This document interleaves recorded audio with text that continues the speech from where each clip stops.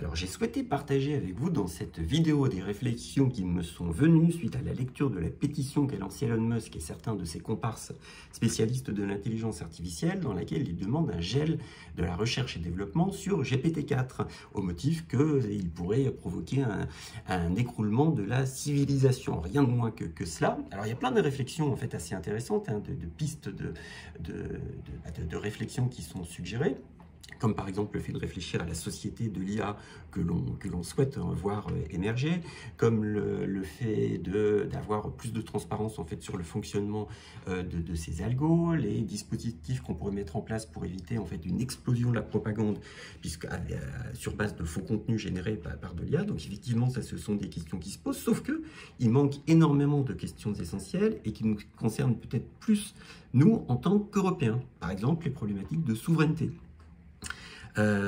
Imaginons demain que, et ça c'est probablement ce qui va arriver dans les mois qui viennent, notre société devienne de plus en plus dépendante, notre économie devienne de plus en plus dépendante de ces béquilles intellectuelles, de ces assistants intelligents, et que le fonctionnement de notre économie dépende étroitement de ces logiciels-là, et qu'on se fâche avec nos amis les États-Unis, nos amis pour l'instant. Et on n'a pas d'amis, on n'a que des alliés, on n'a que des intérêts dans la géopolitique. Et du coup, ils pourraient décider de nous couper l'accès à certaines technologies, comme ils l'ont déjà fait avec la Russie ou avec la Chine, par exemple. Et puis vous allez me dire, oui, mais nous, c'est pas pareil, ce sont nos amis, etc. Sauf que nos amis, en 2003, étant donné qu'on a refusé de les accompagner dans leur conquête de l'Irak, bah, du coup, ils nous ont infligé des sanctions. Et les viticulteurs français s'en souviennent. Hein, pour exporter du vin, à cette époque-là, c'était beaucoup plus difficile. Donc on peut très bien imaginer, surtout dans un contexte de tension internationale, comme c'est le cas actuellement, hein, que ça arrive. Qu'est-ce qu'on fait si nos entreprises sont pieds et poings liés, pour le coup, à des entreprises américaines, parce qu'il n'y aurait pas d'alternative technologique, par exemple, en France ou en Europe. Au-delà de ça, vous savez qu'à chaque fois qu'il y a une révolution technologique, on assiste à un phénomène qu'on appelle la destruction créatrice. Certains emplois sont détruits, d'autres sont créés. Sauf que pour l'instant, au jeu de la transition digitale, il y a eu beaucoup plus d'emplois et d'emplois très bien payés aux États-Unis. Vous savez que chez Google, je crois que le salaire moyen tourne autour de 200 000 euros. Charge sociale inclusion doit être autour de 350 000 dollars, pardon. En France, on n'a pas tant d'emplois dans la tech mais qui sont aussi bien payés que cela. En revanche, on a beaucoup d'emplois, notamment par exemple dans la pub, dans les médias, qui ont été détruits dans cette transition digitale. Donc comment est-ce qu'on fait, nous, les Européens, pour garantir qu'il y aura au moins autant d'emplois créés que d'emplois détruits? Il faudrait qu'on ait un maximum de logiciels d'intelligence artificielle, déjà, qui soient opérés à partir de la France, de façon à ce que la valeur ajoutée qui va être aspirée des entreprises par ces logiciels, pour le coup, retourne dans des entreprises françaises et reste dans notre circuit économique. Autre élément, les données personnelles.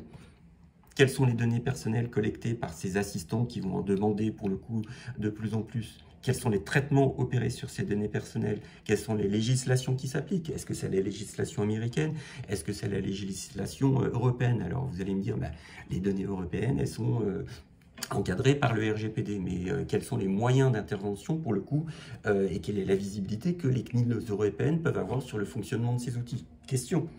Au niveau de l'éducation, et de la formation. Comment est-ce que nous, les actifs européens, on va faire pour s'adapter? Quelles sont les stratégies au niveau des entreprises que l'on va mettre en place?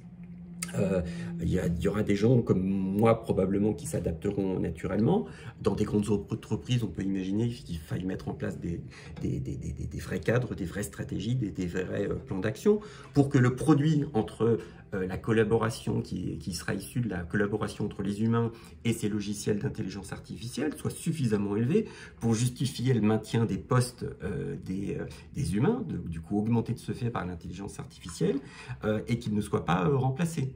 Que faire? Que fera-t-on des gens qui n'arriveront pas à s'adapter? Parce qu'il y a des gens qui n'arriveront pas à s'adapter à cette façon de collaborer avec les agents intelligents. Et nos enfants, qu'est-ce qu'on va leur expliquer sur l'intelligence artificielle? Moi, je pense, par exemple, qu'il y a une carte à jouer au niveau de l'éducation de base, de l'éducation initiale.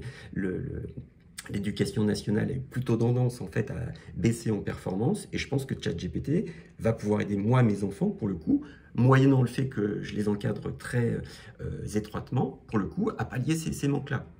Autre élément, derrière, est-ce qu'on ne risque pas qu'il y ait des enfants qui délèguent leur intelligence, pour le coup, à ChatGPT ou à ses frères, et qui deviennent de moins en moins intelligents? Donc on voit qu'il y a plein de questions qui se posent, qui ne sont pas posées dans cette pétition, et sur lesquelles il va falloir que l'on se penche sérieusement.